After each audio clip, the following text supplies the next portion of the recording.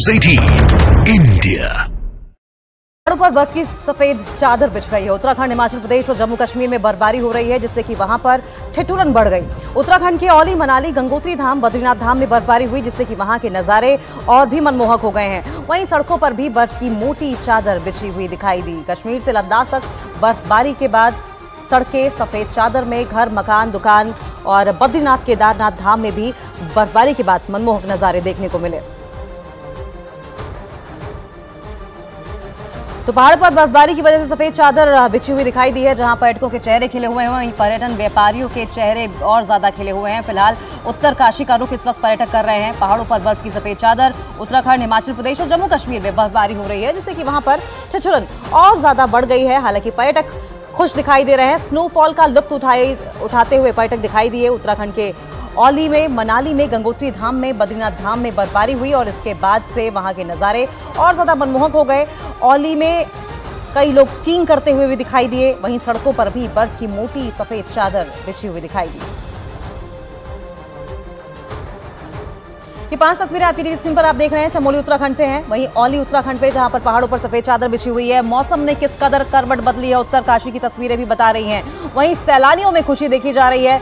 Birthday मनाकर Gulmarg, Jammu Kashmir में इस बर्फबारी को भी सेलिब्रेट किया गया।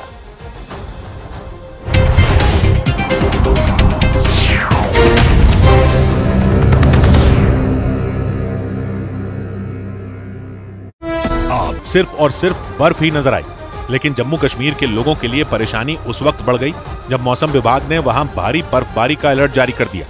मौसम विभाग के अलर्ट के मुताबिक 20 और 21 फरवरी को जम्मू कश्मीर में भारी बर्फबारी और कुछ इलाकों में भारी बारिश भी हो सकती है। सिर्फ जम्मू कश्मीर ही नहीं, बल्कि हिमाचल प्रदेश और उत्तराखंड के भी ऊंचाई वाले इलाकों में मौसम विभाग ने बर्फबारी और बारिश का अनुमान जताया। इसी वजह से यह आशंका जताई जा रही है कि आने वाले कुछ दिन पहाड़ी राज्यों में रहने वालों के लिए मुसीबत बन सकते हैं। इसीलिए मौसम विभाग ने लोगों को अपने घरों से नहीं निकलने की अपील की। और सिर्फ पहाड़ी राज्यों में नहीं, बल्कि देश के मैदानी इलाकों के लिए भी मौसम विभाग ने अगले 2 दिन तक बारिश का अनुमान जताया। अलर्ट यह भी है कि बारिश की वजह से दिल्ली समेत कई राज्यों में तापमान में फिर गिरावट दर्ज की जा सकती है।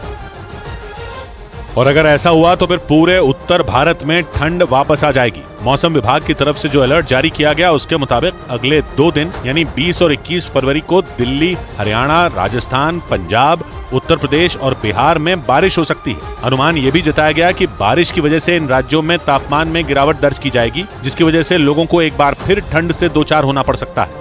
मौसम के उलटफेर की वजह से उत्तर प्रदेश के 24 जिलों में बारिश और ओले गिरने का अनुमान जताया गया। मौसम विभाग के मुताबिक उत्तर प्रदेश में बारिश का दौर 24 फरवरी तक जारी रह सकता है और इस दौरान 30 से 40 किलोमीटर प्रति घंटा की रफ्तार से हवाएं भी चल सकती हैं। मौसम बिगड़ने की वजह से, या यूं कहें कि बारिश हुई तो सबसे ज्यादा नुकसान फसलों को होगा और इससे किसानों की परेशानी बढ़ सकती है। यही नहीं, पहाड़ी राज्यों में बर्फबारी का दौर जारी रहा तो वहां से मैदानी इलाकों में पहुंचने वाली हवाएं लोगों को फिर से ठिठुरने के लिए मजबूर कर सकती हैं। और जम्मू कश्मीर में तो भारी बर्फबारी का असर कश्मीर यूनिवर्सिटी की परीक्षाओं पर भी पड़ा।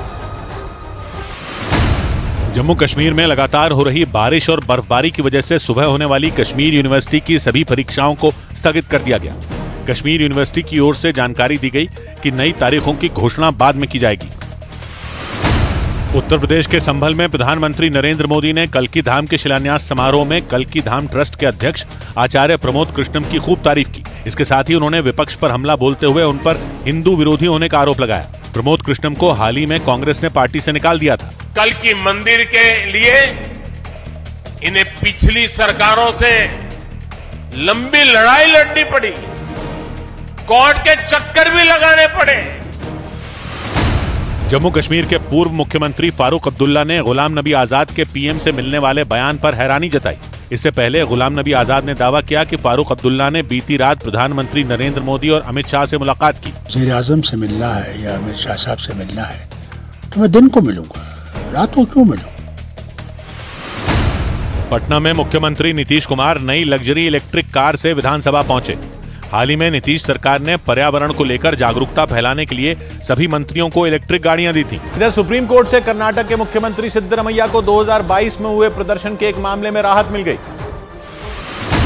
सुप्रीम कोर्ट से कर्नाटक के मुख्यमंत्री सिद्धरमैया को 2022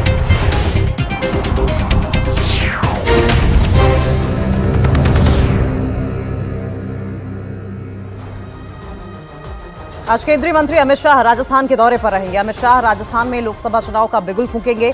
अमित शाह बीकानेर से लोकसभा चुनाव के लिए शंखनाद करेंगे और इस दौरान अमित शाह उदयपुर और जयपुर में भी पदाधिकारियों की बैठक करके उनके चुनाव के लिए उनमें जोश भरेंगे। अमित शाह के इस दौरे का 9 लोकसभा सीटों पर सीधा सीधा असर पड़ेगा। अमित शाह का यह दौरा पार्टी अध्यक्ष जेपी नड्डा और पीएम मोदी की सभा से पहले हो रहा है।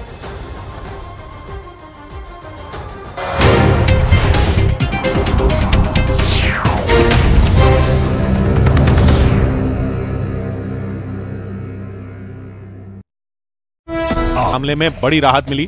अदालत ने राज्य सरकार के खिलाफ 2 साल पहले किए गए प्रदर्शन के मामले में स्टे लगा दिया। इससे पहले कर्नाटक हाईकोर्ट ने इस मामले में सिद्धरमैया समेत कांग्रेस के कुछ नेताओं पर जुर्माना लगा दिया था। जम्मू में सुबह प्रधानमंत्री नरेंद्र मोदी शिक्षा और स्किल बेस्ड इंफ्रास्ट्रक्चर को बढ़ावा देने के लिए करीब 13,375 करोड़ रुपए के कई प्रोजेक्ट का उद्घाटन करेंगे। इसी कार्यक्रम में प्रधानमंत्री IIT Bhilai, IIT Tirupati, IIT Jammu और IIIT डीएम कांचीपुरम के स्थायी कैंपस को देश को समर्पित करेंगे। इसके साथ ही 3 नए IIM का भी वो उद्घाटन करेंगे। केंद्रीय गृह मंत्री अमित शाह सुबह राजस्थान से लोकसभा चुनाव के लिए चुनाव प्रचार का आगाज करेंगे। वो बीकानेर, उदयपुर और जयपुर में जनसभाओं को संबोधित करेंगे। इधर मध्य प्रदेश के गुना में एक शादी समारोह में मधुमक्खियों ने ऐसा हमला बोला कि समारोह में शामिल हुए लोगों की जान पर बनाई। वहां सैकड़ों की तादाद में मधुमक्खियों को देखते ही अफरा तफरी मच गई और कुछ तो जमीन पर लेट गए। इस दौरान जो लोग हॉल के अंदर भाग सकते थे वो अपनी पूरी ताकत लगाकर भागे। जो नहीं भाग पाए वो जहां तहां छिपने की कोशिश में लगे नजर आए।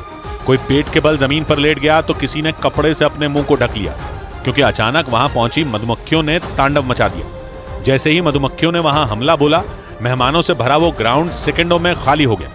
जश्न मनाते लोगों के बीच भगदड़ मच गई। बताया गया कि इस दौरान मधुमक्खियों ने 1-2 नहीं बल्कि 25 लोगों को काटा।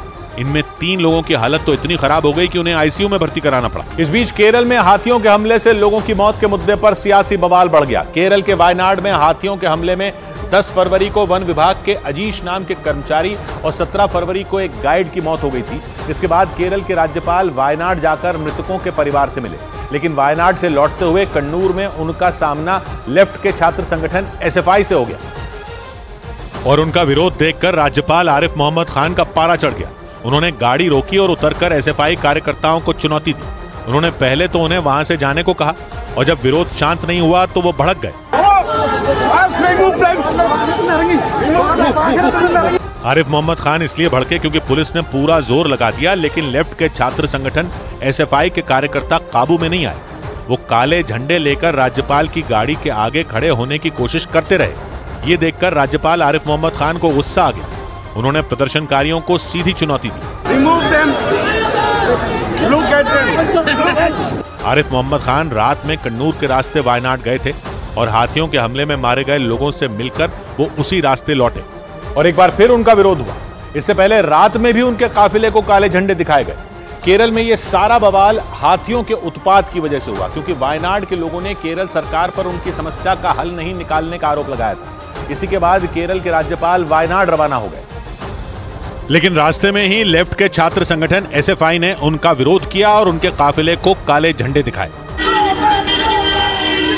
ये लोग कन्नूर में उस जगह खड़े हुए जहां से राज्यपाल आरिफ मोहम्मद खान का काफिला गुजरा। इन लोगों ने काले झंडे दिखाए ही थे कि पुलिस वाले आ गए।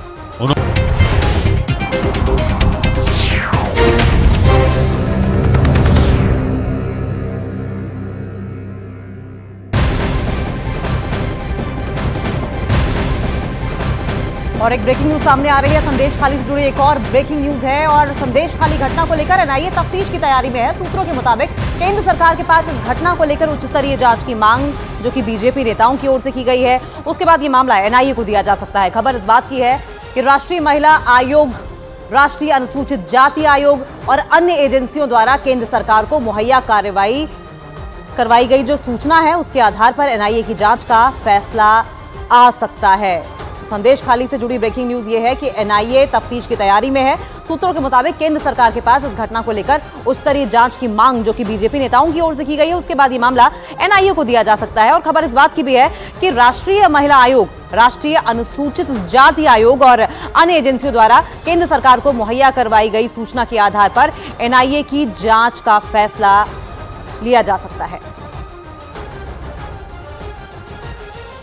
तो बड़ी अपडेट आपकी आ रही है सामने, जहां एक तरफ शुभेंदु अधिकारी आज संदेश खाली जाएंगे, वहीं महिला आयोग की अध्यक्ष रेखा शर्मा की ओर से कहा गया है कि महिलाओं के उत्पीड़न को लेकर कार्रवाई करने की सख्त जरूरत है। हालांकि उनका साफ तौर पर यह कहना है कि बंगाल ऐसी जगह नहीं रह गई है जहां पर महिलाएं सुरक्षित है। लेकिन ऐसे में एक ब्रेकिंग न्यूज सामने ये आ रही है कि संदेश खाली घटना को लेकर एनआईए की तफ्तीश की तैयारी है, यानी कि एनआईए के हाथों में दिया जा सकता है। कल कोर्ट की ओर से भी कहा गया था कि आप हाईकोर्ट का रुख करें, क्योंकि हाईकोर्ट एनआईए को, सीबीआई को यह मामला सौंप सकती है। सूत्रों के मुताबिक केंद्र सरकार के पास इस घटना को लेकर एक हाई लेवल इन्वेस्टिगेशन की मांग जो कि बीजेपी नेताओं की ओर से की गई थी, और उसके बाद ये मामला अब एनआईए को दिया जा सकता है।